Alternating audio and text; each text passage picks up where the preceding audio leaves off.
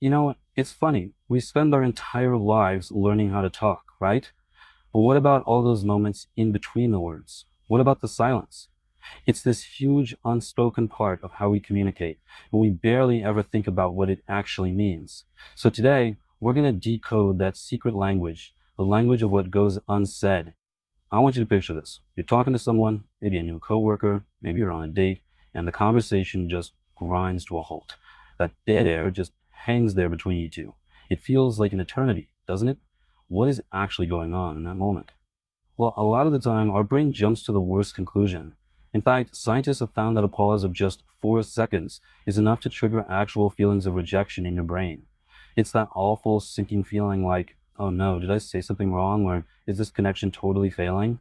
And that feeling, that's what leads us to this really common idea that an awkward silence is a communication failure. A problem that we have to fix and fix it fast. But is that really the whole story? I mean, especially if you're from a place like North America, you know what I'm talking about. We are practically trained from birth to see silence as this vacuum, this empty space that needs to be filled. There's this intense social pressure for someone, anyone, to jump in before things get, well, awkward. Okay, but what if that whole idea is just wrong? What if the real science of conversation shows us that silence isn't an empty void at all, but a space that's absolutely packed with hidden meaning? Let's find out. All right, now this is where things get really interesting. It turns out the meaning of a silence can completely change based on one single crucial factor, who you're talking to. So check this out. Researchers from the Royal Society analyzed a bunch of conversations, and they found something that just completely flips our intuition on its head. Friends, actual real friends, have more long silences. We're talking over 2 seconds long than strangers do. And when you look at the data, I mean, it's crystal clear. Friends consistently have more of these long gaps in their conversations than strangers. This just flies in the face of the idea that silence always means something is wrong. But here is the truly wild part. It's not just that there's silence, it's how it feels. For strangers, yeah, those long gaps make them feel less connected. But for friends, get this, their feeling of connection actually goes up when they hit a long silence. It's the complete opposite. And this isn't just some internal feeling they're having. When researchers had independent observers watch video clips of these chats, they could spot the difference immediately. They rated the silences between strangers as more and more awkward the longer they went on. You could literally see the discomfort. So what gives? Why the huge difference? Well, for friends, silence isn't a communication breakdown. It's a shared space. It's comfortable. It's where you have room for real laughter, or to think about something together, or just to enjoy a moment or an inside joke that doesn't even need words. It's a sign of trust. Okay, so we've got friends versus strangers. But let's zoom out even more. Because this isn't just about who you're with, it's also about where you are in the world. What seems awkward in one culture can be a sign of deep respect in another. And wow, the differences are huge. In places like North America or Spain, a long silence can mean you're confused or you don't trust the other person.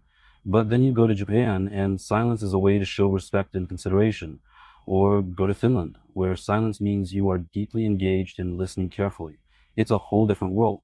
So why? Is there a way to make sense of this? Well, there's a really handy concept called high context versus low context cultures. In high context cultures, like in much of Asia and Africa, a lot of meaning is conveyed implicitly through nonverbal cues. So silence is just part of the vocabulary. But in low context cultures, like North America, we rely on the direct meaning of words. So when the words stop, it can feel like the communication is stopped.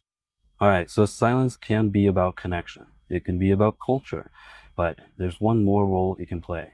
And this one is all about power. Sometimes silence can be used as a weapon. Yeah, I'm talking about those really high stakes moments, a police interrogation, a tough salary negotiation, a journalist's interview.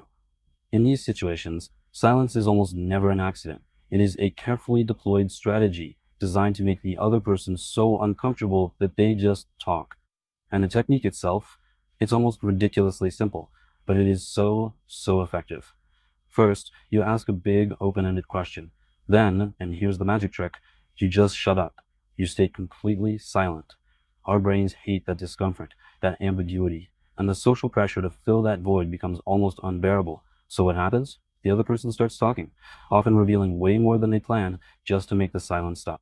You know, there's that old saying that captures this perfectly. If you give a man enough rope, he'll hang himself. Well, in this context, the silence is the rope. It's an incredibly powerful tool and it's used all the time in sales, interviews, you name it. Okay, so clearly just saying silence is way too simple for all these different things we've been talking about, right? So to really understand what's going on, conversation experts have come up with a more precise vocabulary. Let's build ourselves a new toolkit for decoding what's unsaid. First up, we've got what's called a pause. A pause is a little silence that happens inside one person's turn to speak. So if I say, I think we should, go with the other plan. That little moment of hesitation, that's a pause. It's my brain working, basically. Next up is the gap. Now, this is the one we all think of as the awkward silence. It's that space between speakers. One person finishes, and there's a moment before the next person starts. This is the silence that feels so totally different when you're with a friend versus a stranger. And finally, there's the lapse. A lapse is different. This is what happens when a topic has just naturally run its course. Everyone has said what they have to say, and nobody picks up the ball. It's like the end of a chapter. The conversation either dies out, or someone has to start a totally new one. So, what's the big takeaway from all of this? I think the most crucial point is that silence is never actually empty. It is packed full of information, clues about our relationships, our cultural backgrounds, and the power dynamics playing out in front of us. It really does speak volumes if you just know how to listen.